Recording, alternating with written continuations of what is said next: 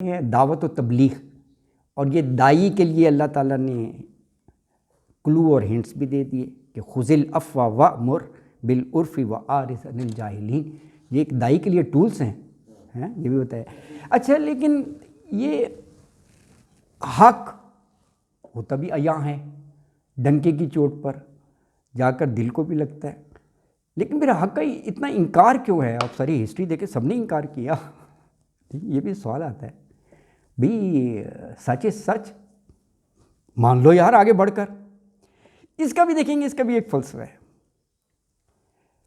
جو مین چیز جو ہے نا محرک، وہ ہے مشکل لفظ استعمال کرنا چاہیے، اردو آپ کہہ رہے ہو حب عاجلہ. محرک حب عاجلہ، یہ قرآن کا لفظ استعمال کر رہا ہوں. قرآن نے عاجلہ یہ دنیا کے لیے استعمال کیا ہے، قرآن نے کیا ہے. عاجلہ اجلت سے ہے نا، نزدیک ہے یار. یہ آپ کو جو کرتے ہیں آپ کو مل جاتا ہے. آخرت آپ کے ذہن میں آتا ہے، اچھا جب مرے گے تب ملے گا اس کا ریوارڈ.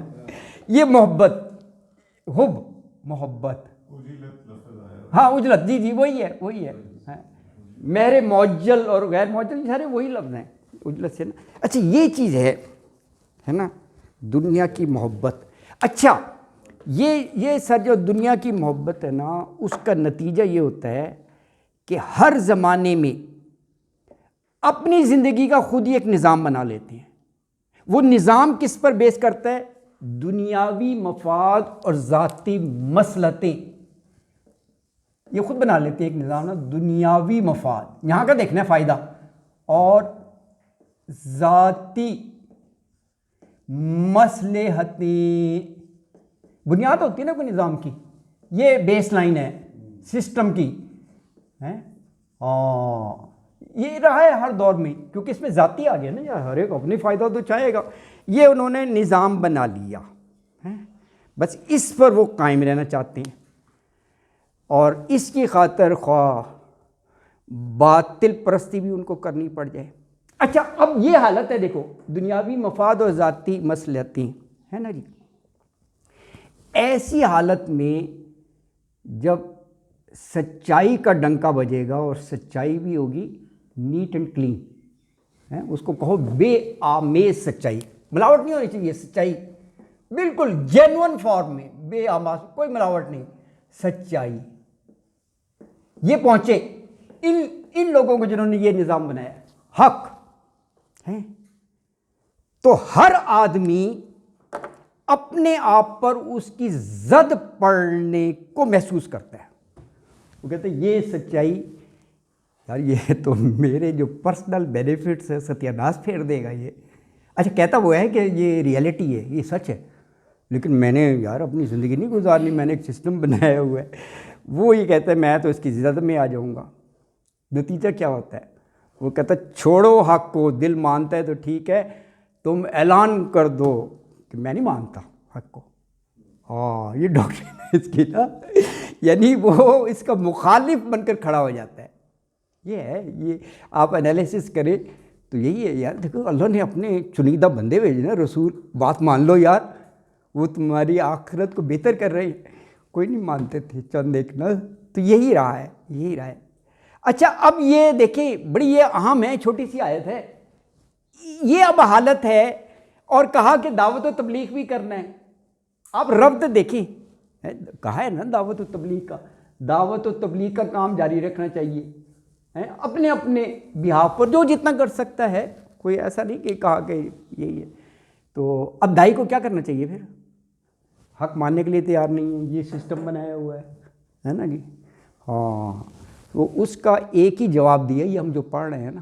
اللہ نے کہا دائی کو پھر کیا کرنا چاہیے، اور وہ کہا درگزر، یہ وہ کرنا یہ چاہیے کہ درگزر اور اعراض. یہ کہا کہ دائی کو درگزر اور اعراض وہی ہے جو انہوں نے وہ آیت سنائی سلامہ والی نا، وہ اعراض یہ ہے نا.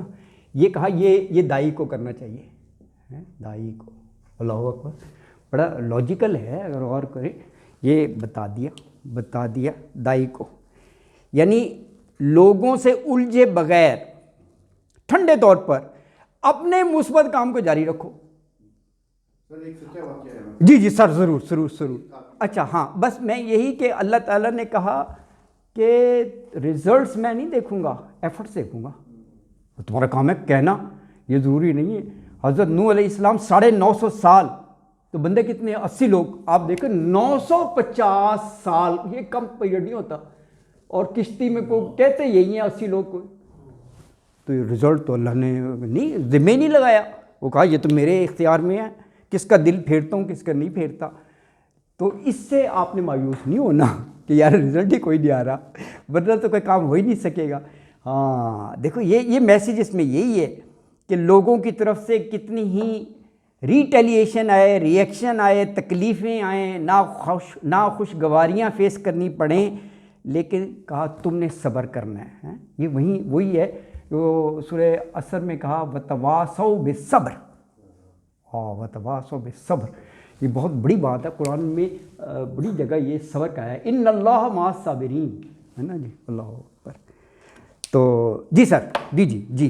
وہ ایسے تھا کہ ہمارے جاننے والے تھے، ان کا بیٹا بہت برائٹ اسٹوڈنٹ تھا. جی جی. انجینئرنگ کالج میں داخلہ ہو گیا اس کا. تو پھر وہ تبلیغی جماعت میں آ گیا. وہ ایسا ڈیڈیکیٹڈ گیا کہ اس نے پڑھائی نیچے کر دی تھا، اس کے سالوں تو بس دورے پہ رہے. تو اس کے والدین بہت پریشان ہو گئے کہ یہ بیٹا تو ہو گیا. تو اس کو بڑا سمجھایا، وہ سمجھے. پھر اس کو نا ایک عالم دین بہت بڑے تھے، ان کے پاس لے گئے. ان کو بتایا، پہلے بتایا ان کو لے گئی اور بچے کو میرے پاس لیا. بچے کو لے گیا تھا، انہوں نے بٹھا کے سامنے آدھا گھنٹہ پونا گھنٹہ سمجھایا. بڑی بڑی مثالات دیکھیاں، بڑا کچھ دسیا، دین کی گلا دسیاں. وہ کچھ کو بیٹھا ہے سنتا بچے سے آئی آ رہا. وہ کہہ رہے کہ جتنے 1.5 گھنٹہ ہو گیا. انہوں نے کہا جی آپ بیٹا کچھ سمجھ آئی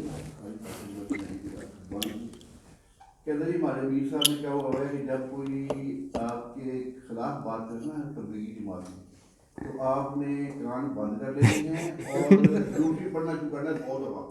کیونکہ آپ نے بہت لمبی بات کی تو میں نے 300 دفعہ پڑھ لی. کیا زبردست بات ہے. اللہ اکبر. دیکھو یہ ہے نا، اللہ اکبر واقعی یار. نہیں صحیح کہہ رہے ہیں، یہی ہے ایٹیچیوڈ، یہی بن جاتا ہے. جی جی. میڈیکل کالج میں ایک بڑا مشہور ہنگامہ اٹھا تو جمعیت کے لڑکوں کو پکڑ لیا گیا اور پرنسپل کے دفتر میں لایا. تو پرنسپل نے ایک لڑکے پٹھان تھا، فورتھ ایئر کا، اس سے پوچھا بھائی یہ کیسے واقعہ ہوا؟ تو ادھر موجود تھا، میں نے تمہیں خود دیکھا ہے. کہتے ہیں مجھے سارا پتہ ہے، بتاؤ. کہتے جی ناظم صاحب کہیں تو بتاؤ. ناظم کیا ہوتا ہے؟ کہتے جی ناظم ہمارے ہیڈ ہیں. وہ کہتا ہے ہیڈ تو میں ہوں کالج کا، میں پرنسپل ہوں. اور سر آپ اپنے ہوگے وہ ناظم کہے گا یونین کا. نہیں اسلامی یونیورسٹی. ہاں اسلامی یونیورسٹی. وہ نہیں پتا ہے.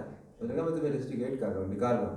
نکال تو کیا ناظم کہے گا. دیکھیں یعنی اتنا وہ ہو جاتا ہے، یہ پرنسپل کی بات نہیں مارا، ناظم ہونا یہ ہے.